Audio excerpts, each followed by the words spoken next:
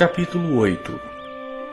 Aconteceu depois disso que andava Jesus de cidade em cidade e de aldeia em aldeia, pregando e anunciando o evangelho do reino de Deus, e os 12 iam com ele, e também algumas mulheres que haviam sido curadas de espíritos malignos e de enfermidades.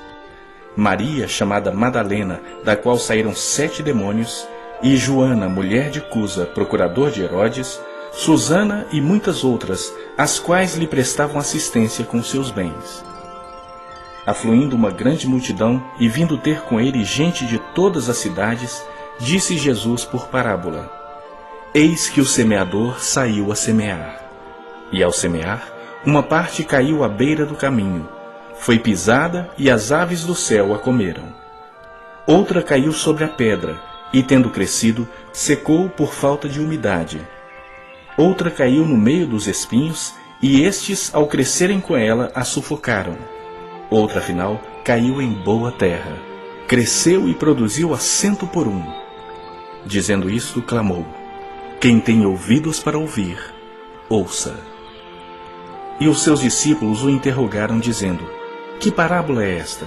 Respondeu-lhes Jesus: A vós outros é dado conhecer os mistérios do reino de Deus. Aos demais fala-se por parábolas, para que vendo não vejam, e ouvindo não entendam. Este é o sentido da parábola. A semente é a palavra de Deus. A que caiu à beira do caminho são os que a ouviram. Vem a seguir o diabo e arrebata-lhes do coração a palavra, para não suceder que, crendo, sejam salvos. A que caiu sob a pedra são os que, ouvindo a palavra, a recebem com alegria. Estes não têm raiz, creem apenas por algum tempo e, na hora da provação, se desviam. A que caiu entre os espinhos são os que ouviram e, no decorrer dos dias, foram sufocados com os cuidados, riquezas e deleites da vida. Os seus frutos não chegam a amadurecer. A que caiu na boa terra são os que, tendo ouvido de bom e reto coração, retêm a palavra. Estes frutificam com perseverança. Ninguém, depois de acender uma candeia, a cobre com um vaso ou a põe debaixo de uma cama. Pelo contrário, coloca sobre um velador, a fim de que os que entram vejam a luz. Nada há oculto que não haja de manifestar-se, nem escondido que não venha a ser conhecido e revelado. Vede, pois, como ouvis, porque ao que tiver se lhe dará, e ao que não tiver, até aquilo que julga ter lhe será tirado. Vieram ter com ele sua mãe e seus irmãos, e não podiam aproximar-se por causa da concorrência de povo. E lhe comunicaram: Tua mãe e teus irmãos estão lá fora e querem ver-te. Ele, porém, lhes respondeu: Minha mãe e meus irmãos são aqueles que ouvem a palavra de Deus e a praticam. Aconteceu que, num daqueles dias, entrou ele num barco em companhia de seus discípulos e disse-lhes: Passemos para outra margem do lago. E partiram. Enquanto navegavam, ele adormeceu. E sobreveio uma tempestade de vento no lago, correndo eles o perigo de sossobrar. Chegando-se a ele, despertaram-no, dizendo: Mestre, mestre, estamos perecendo. Despertando-se Jesus, repreendeu o vento e a fúria da água. Tudo cessou e veio a bonança. Então lhes disse: Onde está a vossa fé? Eles, possuídos de temor e admiração, diziam uns aos outros: Quem é esse que até aos ventos e às ondas repreende e lhe obedecem? Então rumaram para a terra dos Gerazenos, fronteira da Galiléia. Logo ao desembarcar, veio da cidade ao seu encontro um homem possesso de demônios, que havia muito não se vestia, nem habitava em casa alguma, porém vivia nos sepulcros. E quando viu a Jesus, prostrou-se diante dele, exclamando e dizendo em alta voz: Que tenho eu contigo, Jesus, Filho do Deus Altíssimo? Rogo-te que não me atormentes.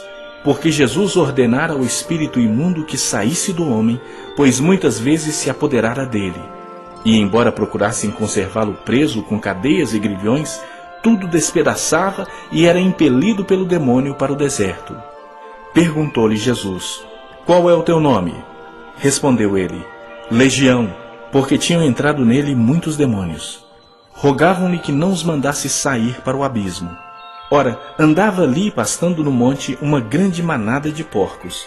Rogaram-lhe que lhes permitisse entrar naqueles porcos, e Jesus o permitiu. Tendo os demônios saído do homem, entraram nos porcos, e a manada precipitou-se despenhadeiro abaixo para dentro do lago e se afogou. Os porqueiros, vendo o que acontecera, fugiram e foram anunciá-lo na cidade e pelos campos. Então saiu o povo para ver o que se passara e foram ter com Jesus. De fato, acharam o homem de quem saíram os demônios, vestido, em perfeito juízo, assentado aos pés de Jesus, e ficaram dominados de terror. E algumas pessoas que tinham presenciado os fatos contaram-lhes também como fora salvo o endemoniado. Todo o povo da circunvizinhança dos Gerazenos rogou-lhe que se retirasse deles, pois estavam possuídos de grande medo. E Jesus, tomando de novo o barco, voltou. O homem de quem tinham saído os demônios rogou-lhe que o deixasse estar com ele. Jesus, porém, o despediu, dizendo: Volta para casa e conta aos teus tudo o que Deus fez por ti. Então foi ele anunciando por toda a cidade todas as coisas que Jesus lhe tinha feito. Ao regressar Jesus, a multidão o recebeu com alegria, porque todos o estavam esperando.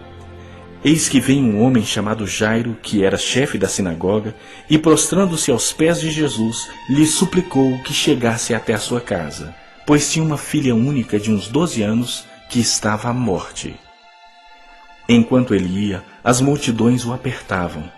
Certa mulher que havia 12 anos vinha sofrendo de uma hemorragia, e a quem ninguém tinha podido curar, e que gastara com os médicos todos os seus haveres, veio por trás dele e lhe tocou na orla da veste, e logo se lhe estancou a hemorragia. Mas Jesus disse: Quem me tocou?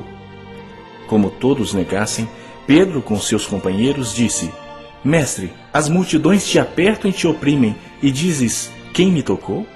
Contudo, Jesus insistiu: Alguém me tocou, porque senti que de mim saiu poder. Vendo a mulher que não podia ocultar-se, aproximou-se trêmula e, prostrando-se diante dele, declarou à vista de todo o povo a causa por que lhe havia tocado e como imediatamente fora curada. Então lhe disse: Filha, a tua fé te salvou. Vai-te em paz. Falava ele ainda, quando veio uma pessoa da casa do chefe da sinagoga, dizendo: Tua filha já está morta, não incomodes mais o mestre. Mas Jesus, ouvindo isto, lhe disse: Não temas, crê somente e ela será salva. Tendo chegado à casa, a ninguém permitiu que entrasse com ele, senão Pedro, João, Tiago e bem assim o pai e a mãe da menina. E todos choravam e pranteavam. Mas ele disse: Não choreis, ela não está morta, mas dorme. E riam-se dele, porque sabiam que ela estava morta. Entretanto, ele, tomando-a pela mão, disse-lhe em voz alta: Menina, levanta-te. Voltou-lhe o espírito, ela imediatamente se levantou, e ele mandou que lhe dessem de comer. Seus pais ficaram maravilhados, mas ele lhes advertiu que a ninguém contassem o que havia acontecido.